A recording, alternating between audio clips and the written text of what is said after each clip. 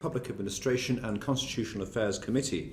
I'm here in a committee room in Portcullis House with a small number of staff needed to facilitate the meeting, suitably socially distanced from each other. And our witnesses are also here and in their office. Our witnesses are in fact down the line at the Cabinet Office, forgive me, and colleagues are in their homes and offices across the UK.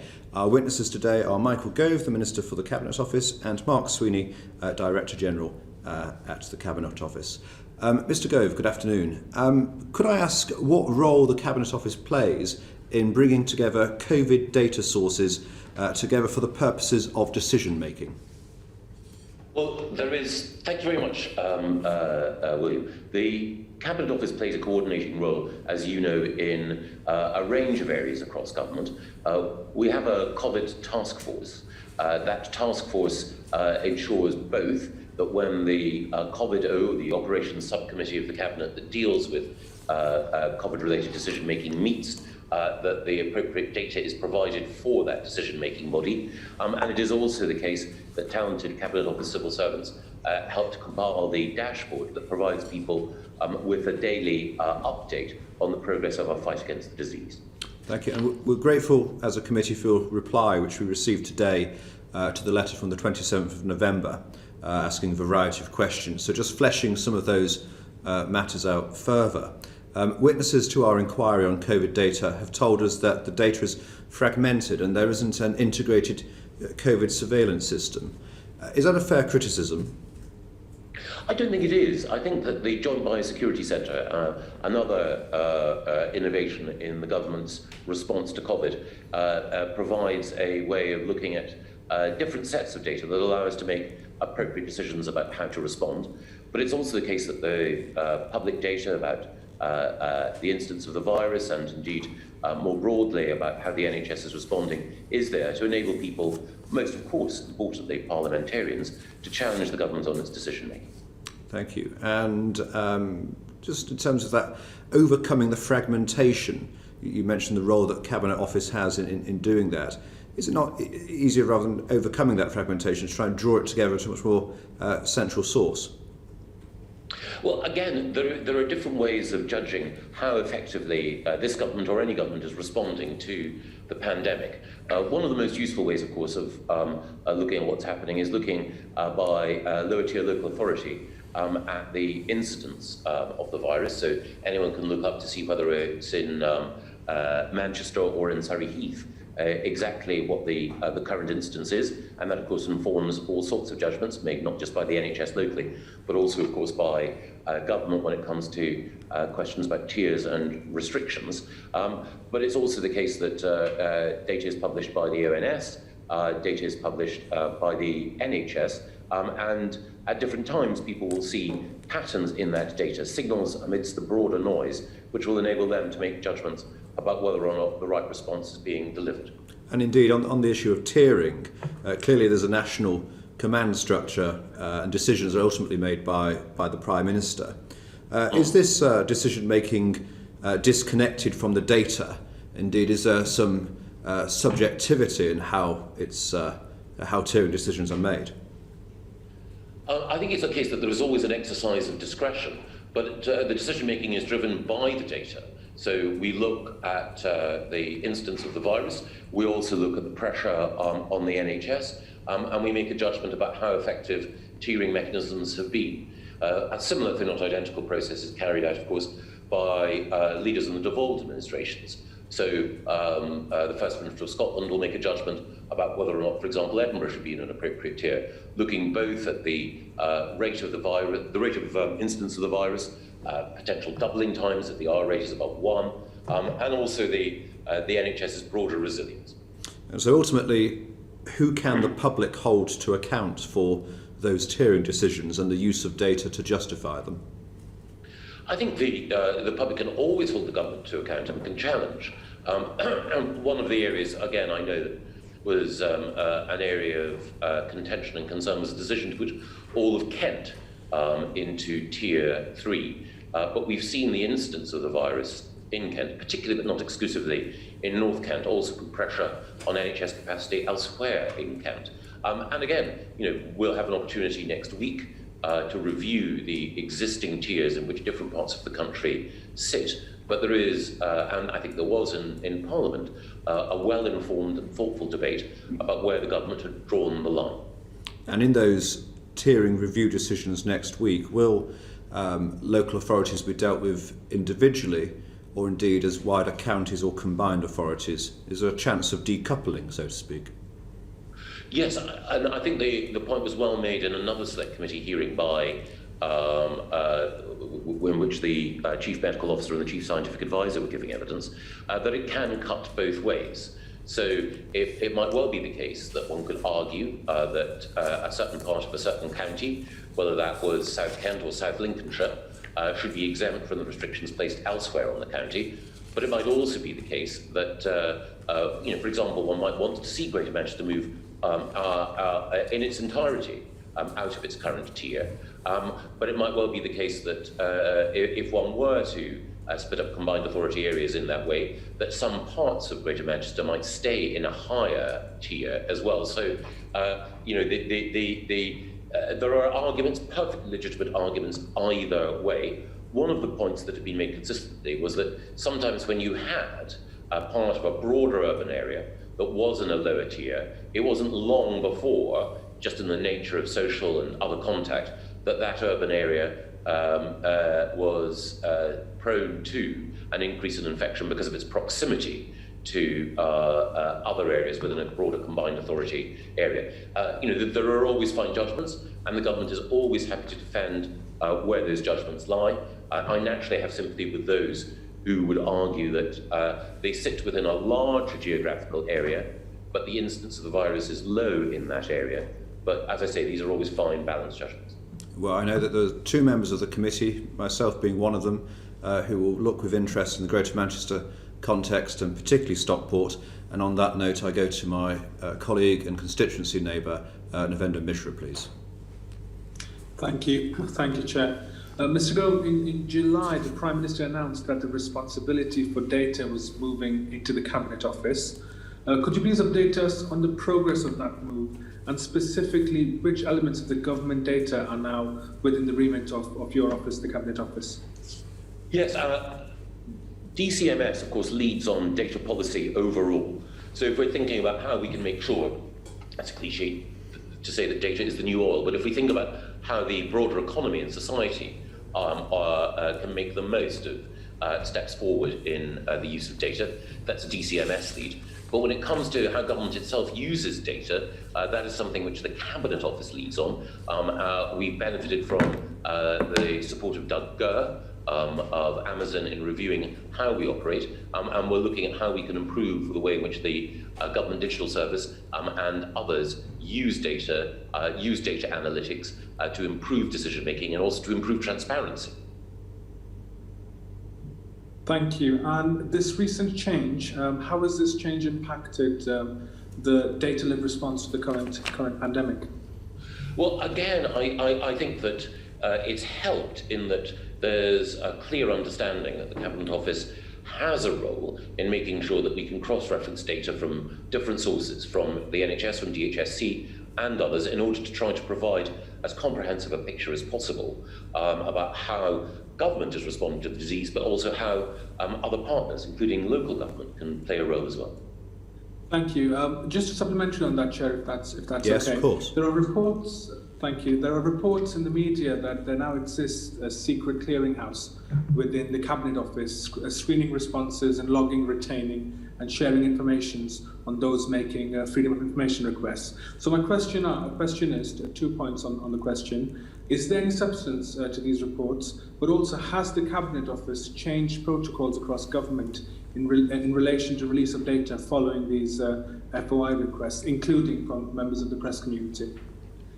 Well, as a former journalist myself, I recognise the importance of a fair and consistent approach towards freedom of information requests, and that's exactly what we have. There's been some highly coloured reporting of this, but the truth is that the Cabinet Office does have a role in making sure that we apply consistency in our response to freedom of information requests. But the idea that there is a secret clearinghouse or any sort of blacklist is, I'm afraid, not, well, actually, I'm glad it's not correct. And it is the case that when we look at all freedom of information requests, they're applicant blind. So whether or not it's a freelance journalist, someone working for an established title, or a concerned citizen, all freedom of information requests are treated in exactly the same way. So the suggestion that the government's been acting unlawfully when it comes to freedom of information requests or other data sharing activities, would that be a fair comment, or would that be not correct? There is no evidence that has come to light or come to my attention of any unlawful activity. If people do have specific concerns, then I'm always happy to address them. Thanks, Mr. Gove. Thank you, Chair. Thank you. Rachel Hopkins, please. So I beg your pardon, Ronnie. Ronnie Coward is coming in. Forgive me, Ronnie. Thank you very much, Chair. It's actually a supplementary to the supplementary there, because when I read this, that the Cabinet Office was taking control of the data, and therefore it raised my concern, because the Cabinet Office has not got a great history of handling FOIs very wisely. And we're going back to, I think the best example I can think of is the infected blood inquiry, where NHS patients were infected with HIV. And Jason Evans' father died as a result of this. He put an FOI into Treasury. The Treasury were happy to answer it, but it got passed into, you don't want to call it a clearinghouse, but it got passed into the Cabinet Office. There was a 5-month delay before he got his answer. So if you don't want to call it a clearinghouse, there's something happening within the Cabinet Office where decisions are being made about whether or not FOIs have been answered and how promptly they've been answered. Is that given a situation through COVID-19 inquiries as well? No. So why was that a problem with the infected bloods? Well, again, the point I made earlier is that the Cabinet Office is there to ensure a consistency in the treatment of freedom of information applications, but these decisions don't go anywhere near ministers. So who's making the decision as to whether or not an FOI gets answered? It is the case that obviously there are different officials in different government departments that receive freedom of information requests, and then the Cabinet Office is responsible for making sure that there is a consistent response. So why is the Treasury not answering its own FOIs? Well, the Treasury will have access to information about its operation, as all government departments will, but we simply ensure that there is a consistent approach across government. So you dispute the fact that Cabinet Office Clearinghouse have actively discouraged the release of sensitive information? I think the Cabinet Office and all government departments will want to make sure that in answering freedom of information requests, we provide the maximum amount of transparency. But of course, sometimes, as in responding to all freedom of information requests, we have to have appropriate consideration to any issues of confidentiality that might arise.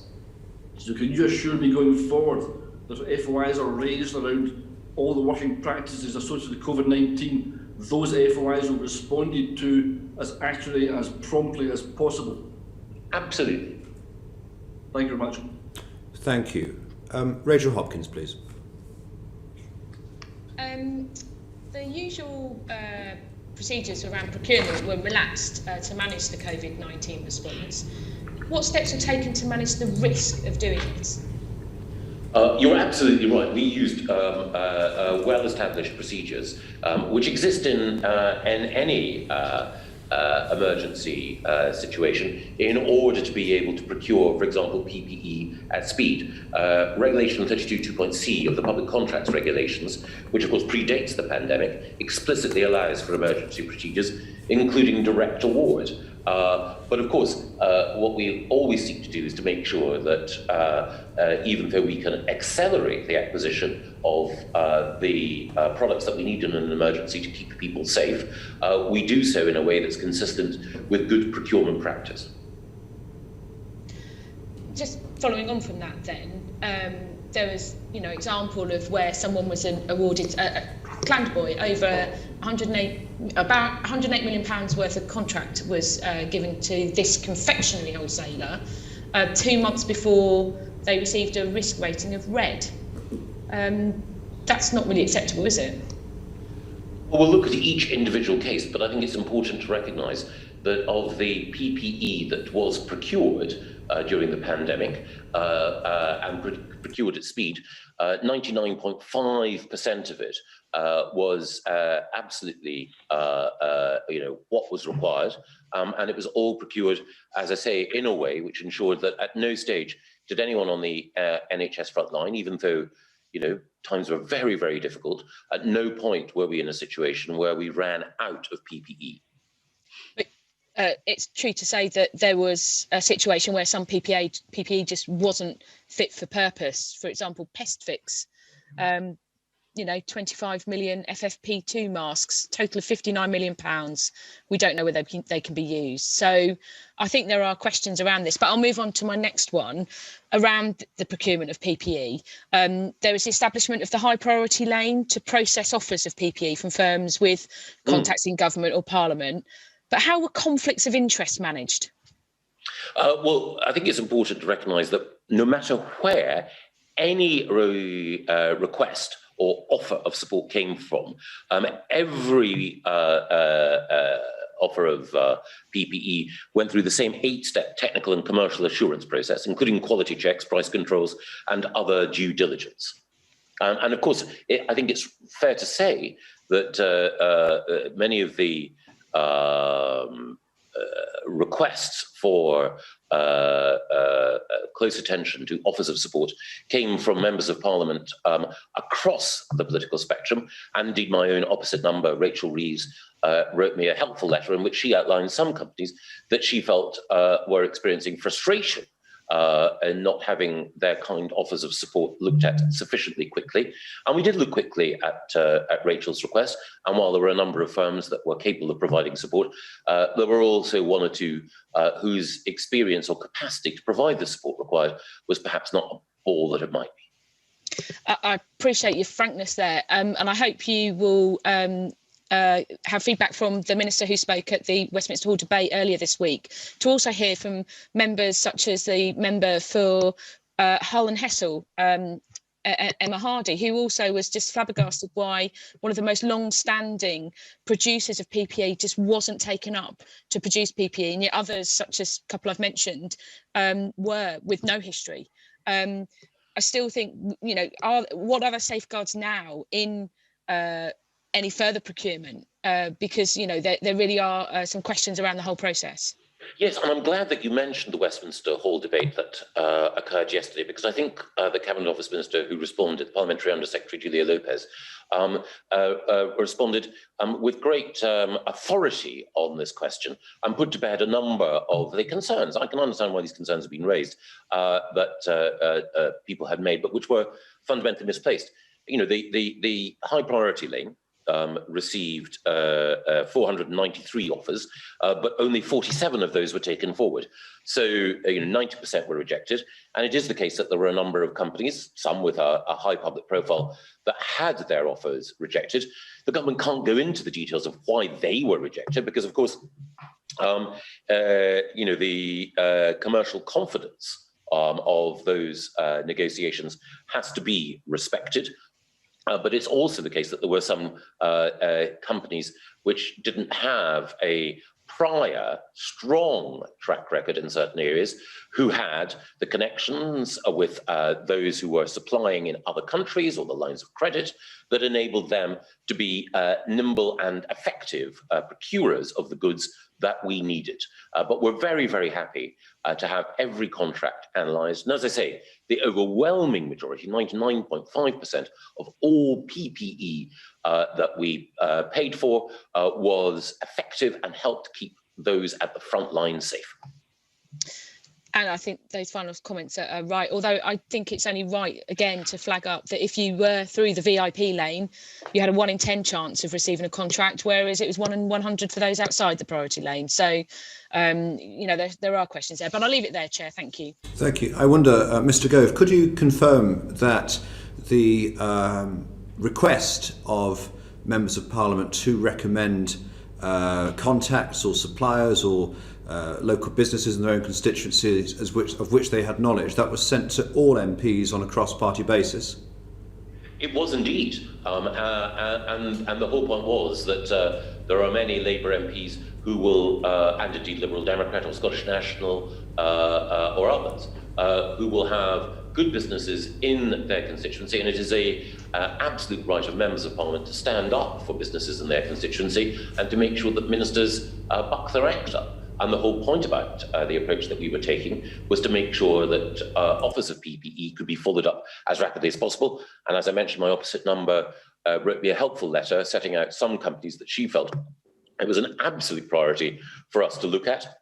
And as I pointed out, one or two of those companies were not best placed to help us, but the letter was nevertheless an honest and sincere effort to help us in a national crisis.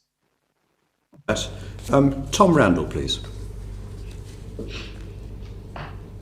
Thank you, Chairman.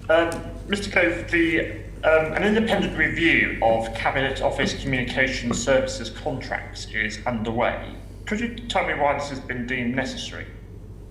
Sorry, Tom, I missed the first part of your question. A major review of... I'm so sorry. An independent review of Cabinet Office Communication Services contracts is underway. Could you tell me why this has been deemed necessary? Well, if you're referring to the particular challenges that we faced during the course of the pandemic, I think it is the case that we asked the non-executive director of another government department to look at that in order to provide assurance. And that report, the Boardman report, is now published. So parliamentary colleagues and others can look at the recommendations that were made. And it reflects, I think, on the point that Rachel made. We were operating at speed. We operated in a way which I believe was rigorous, but there is always, always, always room for improvement. Thank you. And just moving on to, apologies. Looking on to sort of a broader question of sort of proprietary and ethics. Are codes of conduct binding on the conduct of those to whom they apply? It depends on who is the eventual arbiter, but codes of conduct are there to guide how civil servants, special advisors, and in the case of the ministerial code, ministers should operate. In the case of the ministerial code, of course, it's the Prime Minister who is the ultimate arbiter. But the ministerial code and the other codes of conduct are there in order to ensure that that everyone who works in government operates in an appropriate way. Thank you. Thank you, Chairman. So, just before I go back to my colleague Navindra, that doesn't seem that they're worth the paper they're written on then, if it depends on who arbitrates in making a judgment, though? Well, ultimately, there has to be an arbiter. And the Prime Minister is responsible for the composition of the government. He makes recommendations, obviously, to the Queen about those who should be in Her Majesty's government. And that is a well-understood constitutional principle. And the ministerial code is there in order to guide ministers to show what is and is not appropriate conduct. But ultimately, there has to be an arbiter, and that arbiter should be someone who is democratically accountable, as the Prime Minister is. Thank you for that. Navindra Mishra, please. Thank you, Chair. Mr. Gove, would you expect a civil servant who was found to have broken the Civil Service Code of Conduct, would you expect this person to be sacked? It all depends on the specific circumstances. So again, one of the things about the administration of justice or the policing of any code is that we need to look at the individual circumstances, and obviously the appropriate process of investigation and then judgment would be one that I would hope would be both rigorous about the facts, but also, I think, wise and judicious in any decision about what consequences might follow. So what about charges of harassment or bullying? What would that entail? Would you expect someone to be found guilty of that, a civil servant? Would you expect them to be sacked? I think a proper investigation. I think it's always difficult to look at any case in the abstract, and I think it's vital that the facts are assembled, vital that an investigation is rigorous, but also important that at the end of that investigation we look at the conduct of any individual. And again, it's impossible without looking at the specifics of any case to know what the appropriate response might be. Now, I take your point, but if a full, fair and transparent investigation has taken place, and a civil servant has been found guilty of harassment and or bullying, sorry to push on this, but would you expect that to be sacked? Well, again, I think it's impossible without knowing precisely what the individual had done. And we take harassment and bullying incredibly seriously. And it's important that everyone in government should behave with respect to all of their colleagues. But I would always want to see the specifics of any case. When I was a young reporter, I was always told that you could only ever judge whether or not a judgment in court was right if you'd sat through all the evidence and you had an opportunity to see how the judge made or the jury made their decision. So I think it's important in this case to recognise that we need to be in possession of all of the information in any individual case. General rules are very helpful as a guide to conduct, but the specifics of any case matter hugely. Thank you, Mr. Gove. My final question is, could you tell the committee about steps that are being taken to monitor the number of grievances brought forward by civil servants following allegations, such allegations as bullying, harassment, both within the Cabinet Office itself, but also broadly across the different various government departments, please? Yes, and it's vital that we do so. I know that friends and colleagues in the trade union movement, Mark Sawatka and others, are anxious to ensure that we in the Cabinet Office and in other government departments take any instance of the poor treatment of our colleagues seriously, and I certainly do. I think it is absolutely vital that government is an exemplar when it comes to making sure that people who are living with disabilities, people who have protected characteristics under the Equalities Act have their rights protected, and more broadly, that everyone who works for government, who's made a commitment to public service, is treated with respect. I think that should be unambiguous and total. I appreciate that, Mr. Gove, but you haven't addressed the point about tangible steps being taken to monitor these allegations brought forward by civil servants within your department, the Cabinet Office, and more broadly, the various government departments. Well, I know that you had my colleague Alex Chisholm, the Permanent Secretary and Chief Operating Officer of the Civil Service, in front of you. Alex, along with other Permanent Secretaries, leads work in order to ensure that we monitor how staff are treated. There are regular surveys, generally, of course, of how the civil service feels about the working environment in which individuals operate. But it is also the case that if there are any specific concerns, then they are investigated, they are monitored, and if sufficiently serious, then appropriate action is taken. Thank you. Thank you, Mr. Gove. Thank you, Chair. Cowan, please. Yeah, Mr. Gove, there's a range of sanctions available for breaches of MP's code of conduct. Lord Evans, the chair of the Committee on Standards in Public Life, told this committee recently that he thought that a range of sanctions should also be available for breaches of ministerial code. Do you agree, or is it resignation or dismissal? I think that's a matter for the Prime Minister. Why? Enlighten me. Because he's the man who's, or woman, who's in charge of the ministerial code. I think you'll find he's a man. Well, we're fortunate in that the Conservative Party have had 2 female prime ministers. But the point I would make, the serious point I would make, is that it's for the Prime Minister to decide on the ministerial code. Entirely his judgment. That's my view, yes. Does that not leave it open to, I'm not personally, but does that not leave that open to abuse if one person has got entire control over the ministerial code?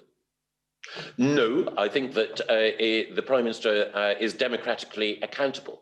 I'm a great believer in democratic accountability, and I think that while it's always helpful to have boards or committees which can provide advice, and always very helpful to have people of independence who can conduct investigations. Ultimately, these decisions in our constitution should be taken by people who are democratically accountable. Okay, but the judge and jury on whether or not this is the right decision should be the electorate. Okay, but go back to the question then. To say there's only sanctions that can be taken under ministerial code is if someone's dismissed or resigned. You've not got any opinion on that? I think it's the Prime Minister. It should be the Prime Minister's decision. I'm asking your opinion. That is my opinion. I think the Prime Minister should decide. Well, if and I'm sure it's not in too far into the future, you become Prime Minister, would you still stand by that? Mercifully, there's a zero chance of that happening. I'd like to agree. I think we could probably both agree that's a good thing, Ronnie.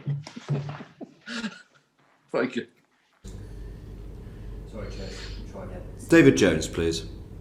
Thank you, Chairman. Sir Alex Allen, as you know, has resigned as the Prime Minister's advisor on ministerial standards. Has the process for recruiting his successor been opened yet? No, Mark, has it been opened? I believe it is underway, yes. Yes. And is it an open competition? I believe so. I think it will be a process that will be overseen by the Civil Service Commission. Well, it's not within the code for public appointments, so I think it's a personal appointment of the Prime Minister. Oh, forgive me. Personal appointment of the Prime Minister. So it isn't within the Code for Public Appointments? That's right. Has that always been the case? Yes, it has. Okay. Thank you very much. Thank you. I think, David, we'll stick with you for a further question, I believe. We're jumping ahead slightly onto the public value framework, if we may, David Jones. Yes, indeed. Thank you, Chairman. The recent spending review has seen departments reporting against the Treasury's public value framework. How does this impact on the system of single departmental plans? Well, the single departmental plans, which were a feature of the coalition government, are evolving. One of the things we want to do is to make sure that government departments are clear about what their priorities are, and that we also publish metrics so that people can see their performance against those priorities. Single departmental plans have been a very useful tool, but I think it's also right that we should know what the clear top priorities of every government department are, so that we can ensure that there is focus, particularly on delivering the manifesto pledges that the government has.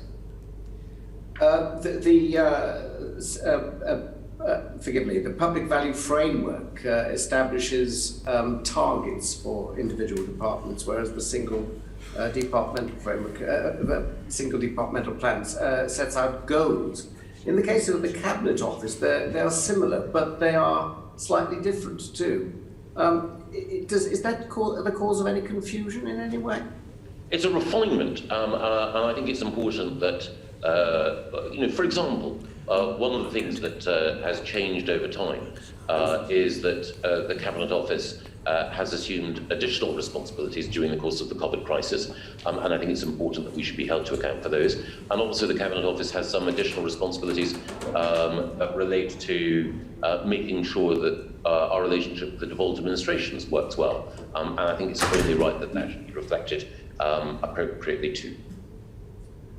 Are there any processes in place to ensure consistency between the single departmental plans on the one hand and the public value framework on the other? Yes, there is work between the Cabinet Office and the Treasury, and we have a joint Cabinet Office Treasury Minister, Lord Agnew. So working with the Chief Secretary of the Treasury, Lord Agnew, and indeed at an official level, Alex Chisholm, the Permanent Secretary, Tom Scholar, the Permanent Secretary in the Treasury, and of course the number 10 team work to agree what the priorities should be and what appropriate metrics might be. So does that obviate any suggestion that there might be confused priorities? Well, there's always a risk that if you have a set of priorities, that you require additional political leadership in order to make it clear what at any given time is the top priority and what are other areas of very important focus, and then those issues which, while important, are lower priority. And the whole aim of the approach from the spending review is to focus attention on those things which are truly top priority in the context, in particular, of delivering on manifesto promises. Thank you. I was just about to ask you a question I was keen to ask about churn in departments, but sadly I have to go and vote. So perhaps David Mundell could ask question 14, and I shall be back. Thank you, David. Yes, I will, Michael. I will assume this virtual acting chairmanship momentarily. And what Mr. Jones was going to ask you was that you previously had highlighted to the committee the problem of churn in the civil service. How worried are you that the pay freeze announced in the spending review will exacerbate the problem, and what steps are you taking to mitigate this?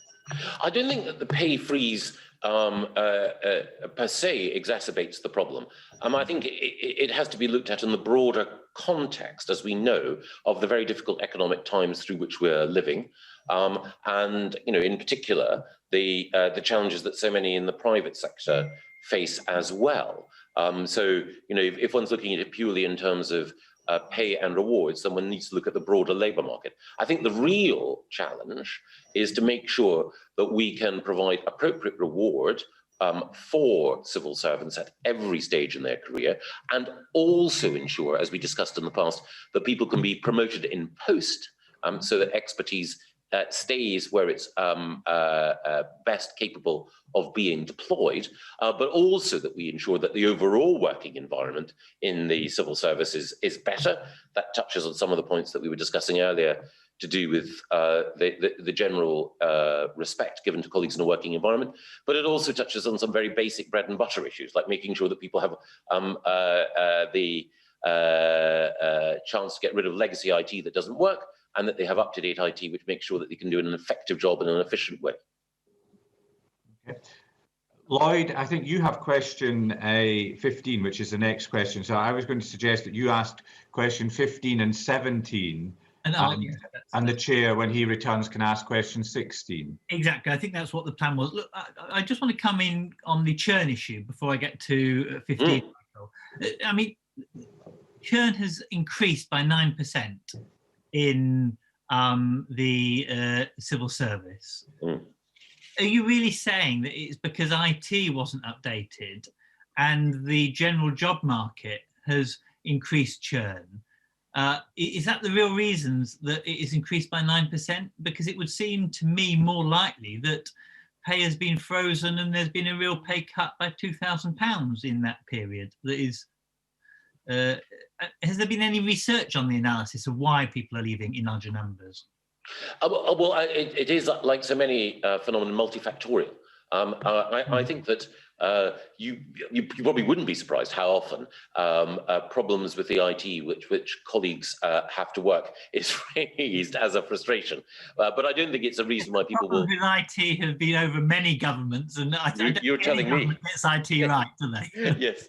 But no, I think there are many reasons, and I suppose the point I was making to David is that we're entering tough economic times, and I don't want to make sort of any generalizations, but I think it's particularly tough for many in the private sector. So if we're looking at pay overall in terms of recruitment and retention, I think we need to look at the broader economic picture.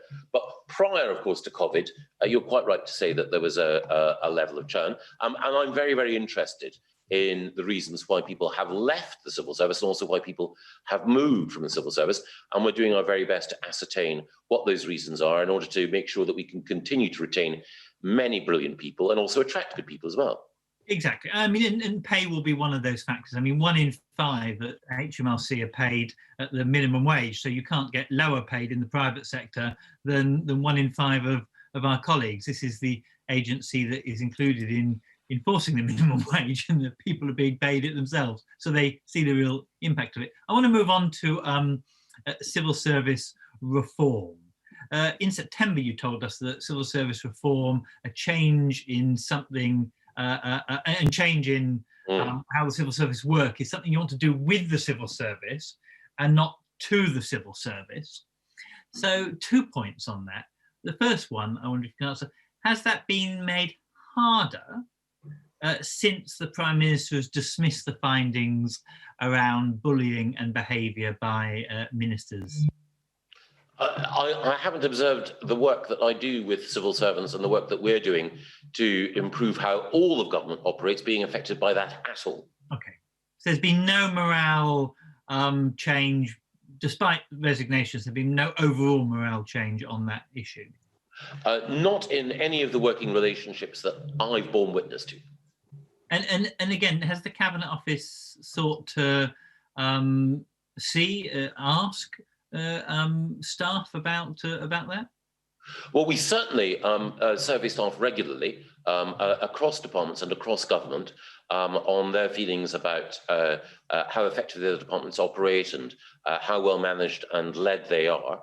And I take very seriously any concerns that are raised. I want to make sure that everyone who works in public service recognises that we value the extra mile that they go to for our fellow citizens.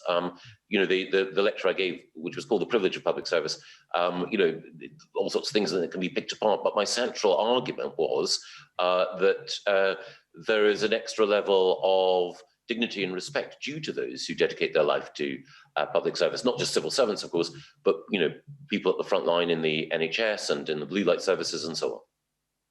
I mean, if we're going to talk about dignity and respect and pay, of course, for civil servants, and your commitment to really reform the civil service to make it more efficient, which I think we all welcome, is there not a case to end the farcical situation whereby there are 200 separate bargaining units resulting in anomalous and inconsistent rates of pay, terms and conditions, management structures, even complaint structures in each different department, and return to a system of national collective bargaining or a nationally set wages within certain parameters, and therefore to mean that departments can focus on what they're meant to be doing and not on HR negotiations every 5 minutes?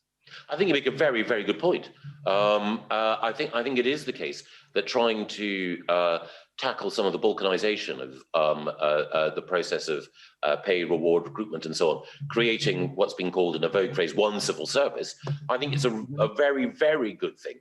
I think we also have to recognise that one will naturally want to pay more for certain roles in certain locations. So, you know, exactly. In which case, we're not arguing at all, we're agreeing. But we have a kind of national pay structure for teachers and for other kind of professions, and so we should be able to try and manage to do so. And I think the union's very keen and on board with that, and I hope discussions are progressing rather than being said. Now, finally, you're one of the loudest critics, but also champions of the civil service in government.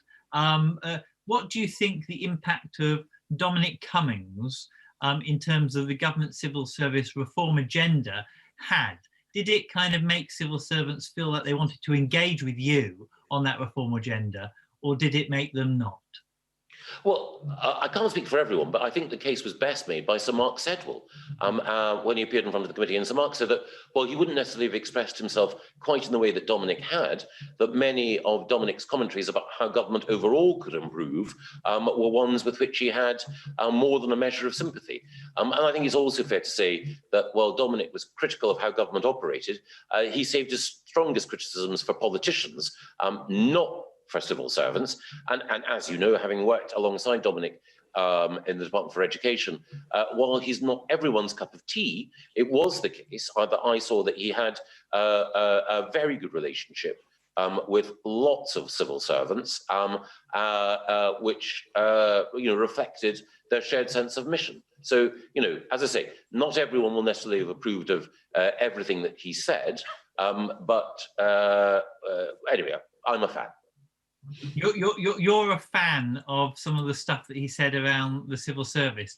Do you not think? I'm a fan of Dominic overall. Again, one of the things is that I've had one or two disagreements with him over the years, but an awful lot of nonsense has been written about him, and I like him and I like his candour. Look, I think that's a useful thing to say. I wonder how that will reflect on colleagues who find his candour difficult. And sometimes we have to moderate how we talk to each other, even if that's what we to reflect their sensibilities as well, if that makes sense. And I think it makes perfect sense. I think that's very fair. Yeah. Look, I'm in committee at the moment. Yes, we are in committee. David Mandel, I wonder, back to you, shall I do, the chair was meant to do 16. Do you want me to? I think you should ask question 16, Lloyd, because it looks as if there's 3 votes and so the chair may not return imminently. And Mr. Gove referenced the item in that question, so you could follow through, and then I'll proceed with the set of questions that myself and Ronnie were due to ask. Perfect. So sorry about that, Michael. I didn't want to pinch William's question if he was going to come back. Look, the question that the chairperson was going to ask was, in September you told us that you've been working to plan to flesh out the bones of your lecture that you mentioned. When will we be able to see that? We're doing bit by bit. We'll be saying much more about our proposals for improving the training and education of both new arrivals and also the provision of additional skills for existing civil servants in the course of the next couple of months. And we'll also be saying more about places for growth, which is the sort of catch-all name that we've given to the relocation of significant roles and parts of government outside London. And we're also, I hope, going to be publishing a short but helpful overview paper in the new year.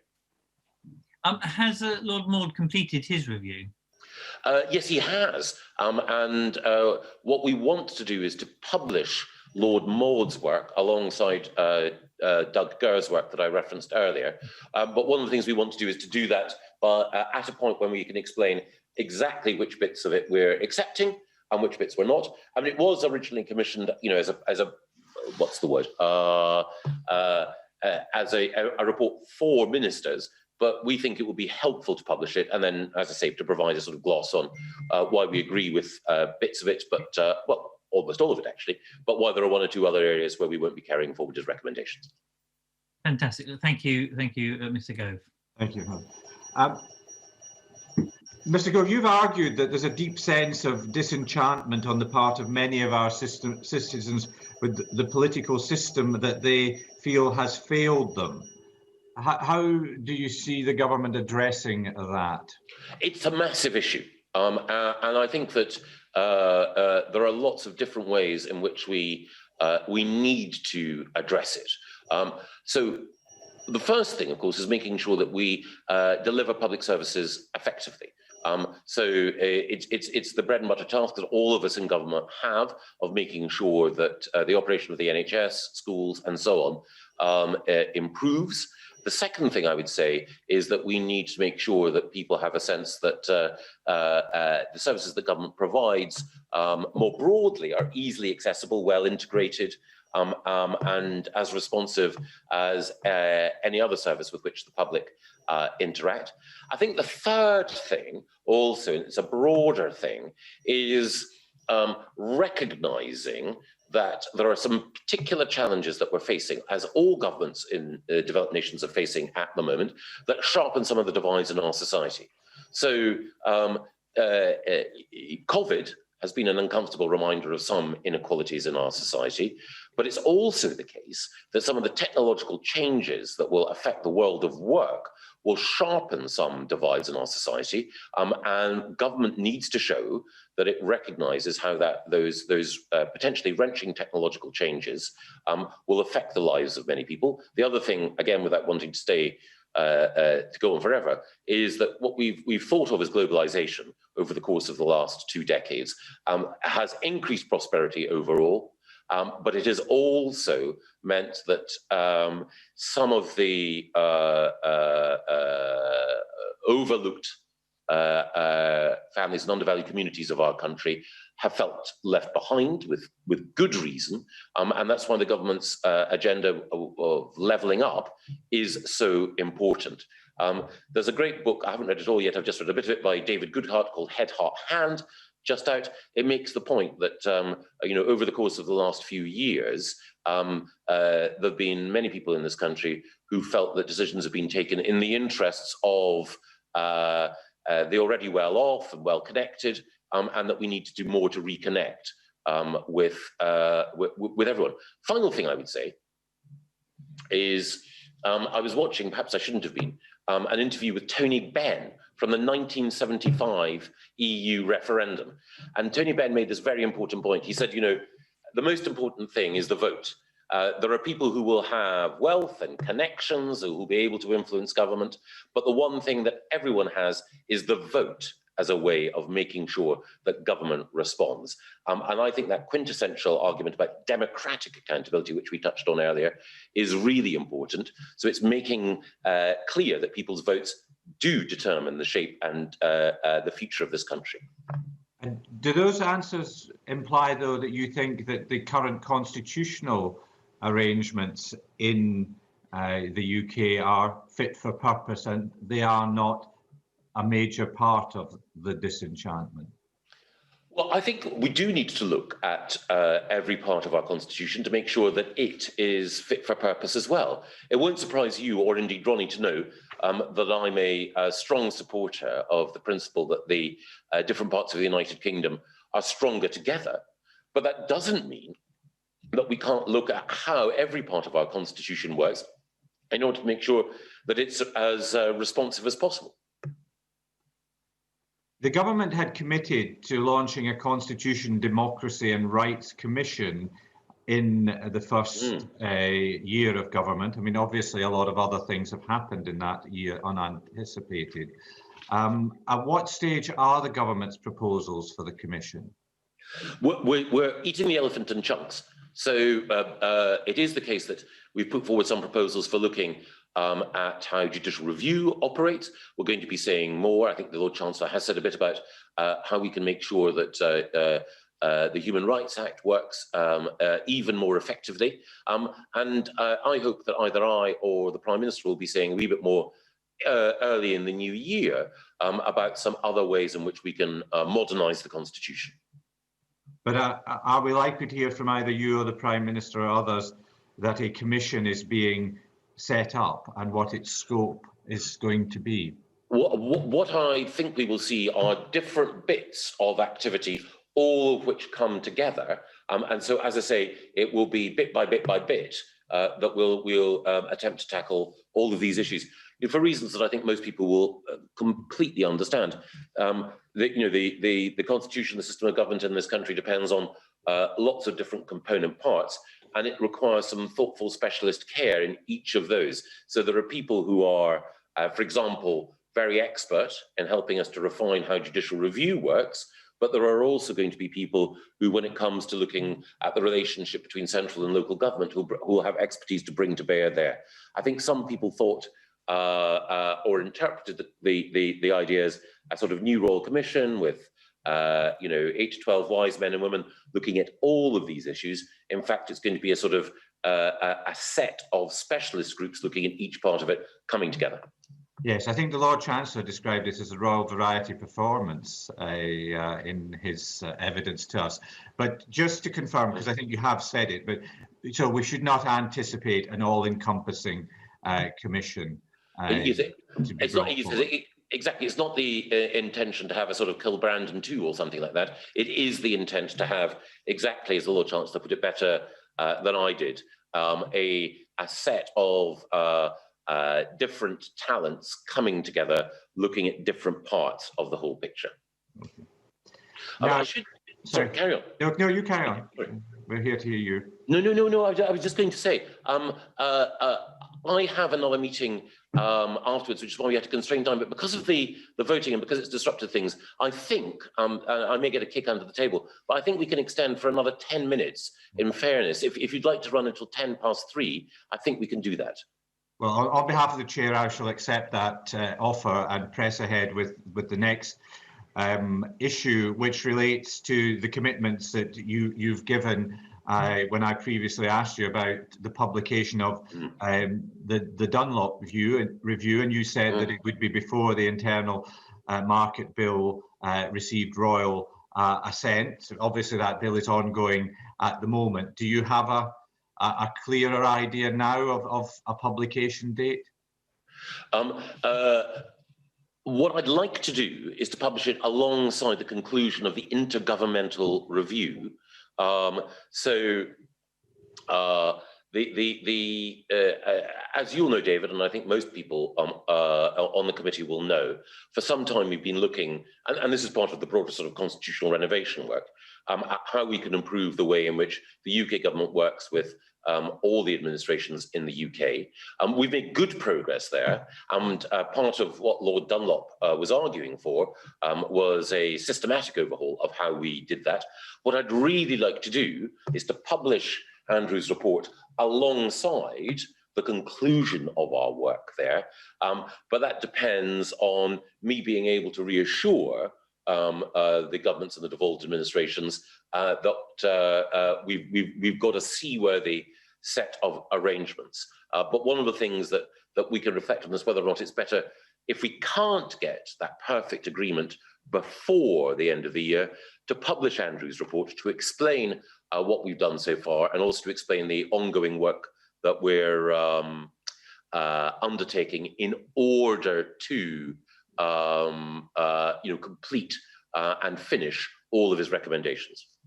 Well, obviously only speaking for myself, but I mean, I think the scenario you set out is the optimum one of publicising his report along with the IGR. But if you are not able to do that, then I think it would be very helpful that you were able to publish his report before the end of the year, so that it can be looked at in a reflective way before, for example, within the Scottish scenario, and indeed the Welsh scenario as well, that we end up in an electoral mode, which may not allow for the sort of reflection that's required.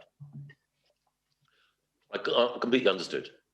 You've also, so I think that has concluded the issues I wanted to raise. I think the chairman maybe had said at the start, but I wanted to be clear that there is a proposal that once the Dunlop report had been published, and indeed the intergovernmental review, if that is possible, that this committee, the Scottish Affairs Committee, Welsh Affairs Committee and the Northern Ireland Affairs Committee would come together in some form, and would hope that you would be able to appear before that joint committee to discuss the issues raised.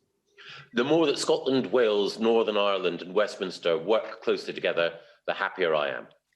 Indeed, and me too. But here is someone who may not be so happy in that regard, but will, I'm sure, ask constructively the questions that have been assigned to him.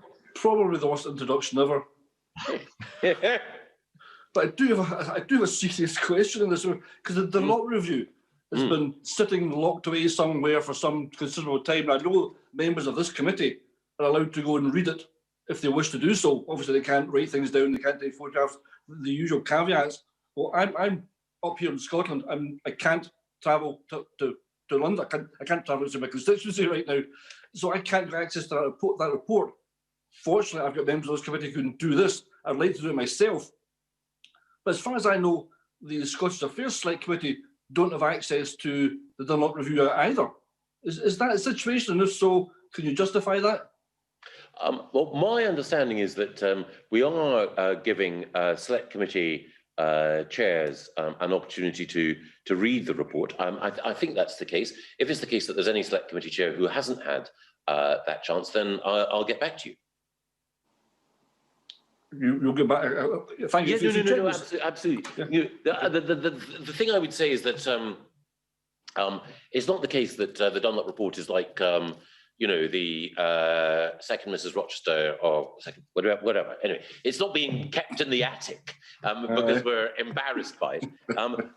It's a great report, but what we wanted to do, and I hope I mentioned this in reflection with David, is that we want to, as well as the recipe, we want to have the cake alongside. Well, so, enough. We want in proper Nigella fashion to show that we've baked the cake that we've been asked to. Right now we're starving. Right now we're starving. So I don't want the icing. I don't want the cherry and top. I just want the cake, if that's at all possible. Well, I'm absolutely, and Ronnie, there's nothing I would like more than to make sure that we can share a Christmas cake together. If you can make it available to the chair of the Scottish Affairs Select Committee, that would be great. But also, if you can maybe take into consideration the fact that if it's physically locked away somewhere in London, there are people who should be getting access to it who currently cannot get access to it. Understood. Anyway, we'll move on.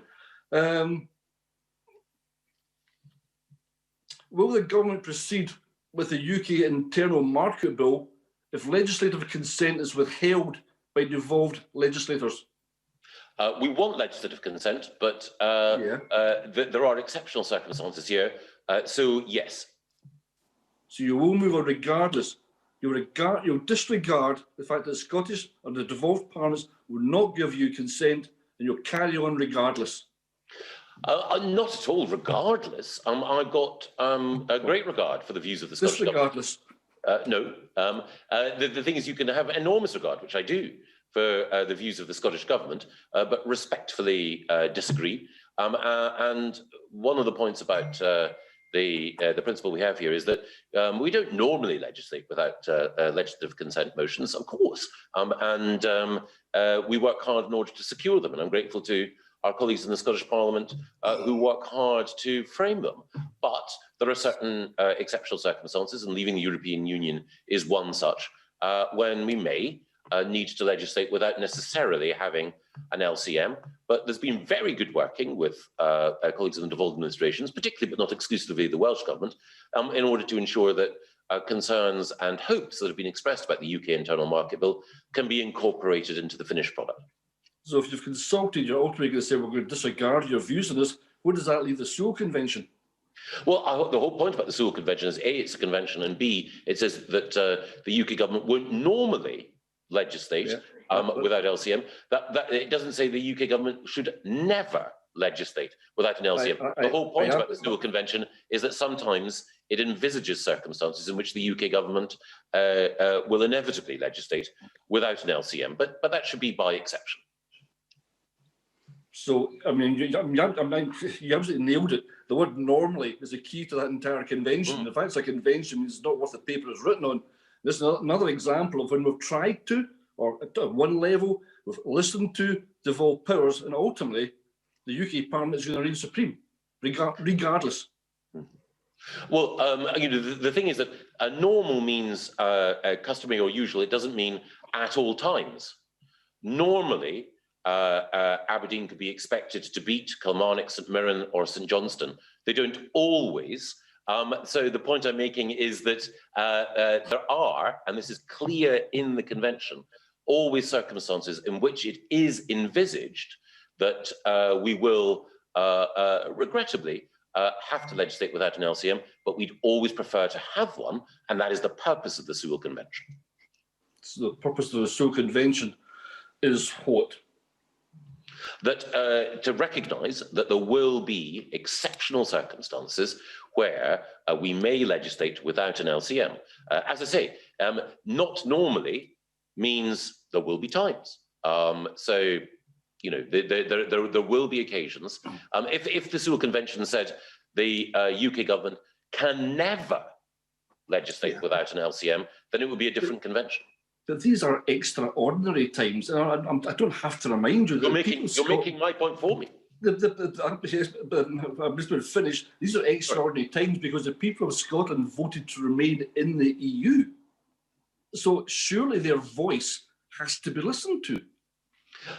Well, where to begin? The people of Scotland also voted to remain in the United Kingdom. We're not discussing that now. We're talking about you've got an MCM motion here, which you won't wait for. You've talked to devolved powers.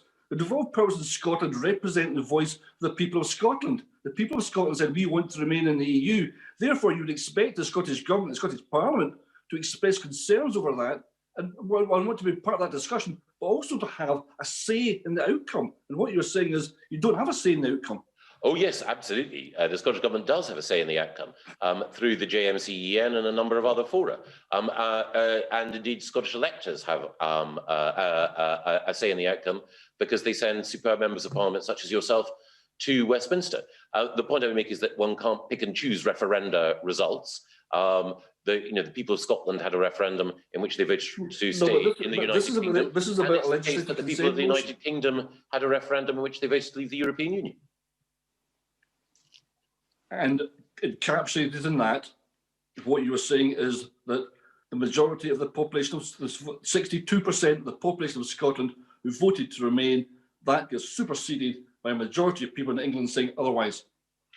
No, I say that we operate as one United Kingdom.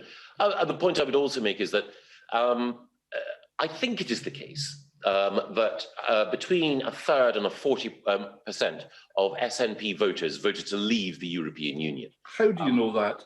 How do you know that? Well, I think it is the case on the basis of looking at where votes were cast. But let's say it's only 20%. Let's assume that for a moment. You're still making up a number here. I'll develop my point. How many, 20% of SNP voters voted to leave the European Union. How many SNP MPs in Westminster reflect that view? How many SNP MSPs reflect that view? The Admirable Alec Neil reflects that view, great man that he is. There aren't others. If we're talking about effective representation, then what about all those SNP voters who voted to leave? Who is speaking for them beyond Alec Neil and I think Jim Sillars? So if we're going to talk about percentages, then that seems to me to be a legitimate question as well. Thank you, thank you, Mr. Gove, and thank you to my colleagues for so ably stepping into the breach as I voted on the bill. I think that you've just been discussing, because I'm not proxy and act as proxy for two colleagues as well. Thank you all. If I could also just drawing things to a close in the context of English devolution, Mr. Gove. Now, the Department of Housing, Communities and Local Government is currently, apparently, drawing up a white paper on English devolution. And given the constitutional nature of devolution reform and your responsibility for those issues and indeed strengthening the union, what involvement have you and Cabinet Office had in drawing up that white paper? The pen holder and the leader on this is, of course, the Secretary of State at MHCLG, but Rob Jenrick and I regularly about these issues, and there is a Cabinet subcommittee that deals explicitly with some of these devolution and constitutional issues, and Rob and also the Territorial Secretaries of State and I often discuss these issues. And in your Ditchley lecture, you spoke of, quotes, allowing communities to take back more control of the policies that matter to them, and spoke quite admiringly of policy innovation that comes from governors in the United States. Is the government's ambition to devolve power to parts of England? Yes. What appetite is there for that? In my case, a strong one, but I don't want to preempt the work that the Secretary of State at MHCLG will bring forward. Is there an appetite within the Conservative Party? I think there is, yes. Let me speak for my own local authority in Surrey. I know that we have an excellent leader, Tim Oliver, and I know that Tim has some very well worked out plans for making sure that at any appropriate local government reform that he can exercise a greater degree of responsiveness. But again, one of the whole points about the glory of England is that we have different strokes for different folks. The success of Ben Houchen and Andy Street shows that the right approach for both Tees Valley and for Deeside and the West Midlands can be a strong combined authority. But again, in other parts of the country, a different approach is appropriate. And how would you describe the government's long-term vision for how such devolution should operate within the UK? Organic. Could you describe the organic qualities it would need to possess? Again, I think it's one of the sort of basic, Tory principles is that out of the crooked timber of humanity, no straight thing was ever made. And I think that we recognise that you need to have different approaches in different parts of the United Kingdom. That's the first thing. And also potentially different approaches within England. As I say, combined authority mayors are right in some circumstances. Some of those combined authorities will assume responsibilities that others won't. In some cases, you will have very effective unitary authorities. In other cases, not. I think the appropriate thing is to recognise that what is right for London might be slightly different from what is right for Greater Manchester, and that will certainly be different for what is right for Devon or for Surrey. Well, thank you. We'll conclude our meeting there, Mr. Gove. Thank you very much for your attendance this afternoon. We are looking forward to having you in the new year at greater length, because we feel deprived of you sometimes as a committee, and I know that you would wish to satisfy that urge we have to see you more. But in the meantime, can I wish you a Merry Christmas amongst everything else that you're involved with at the moment, and thank colleagues and the team here for facilitating the meeting. Order, order.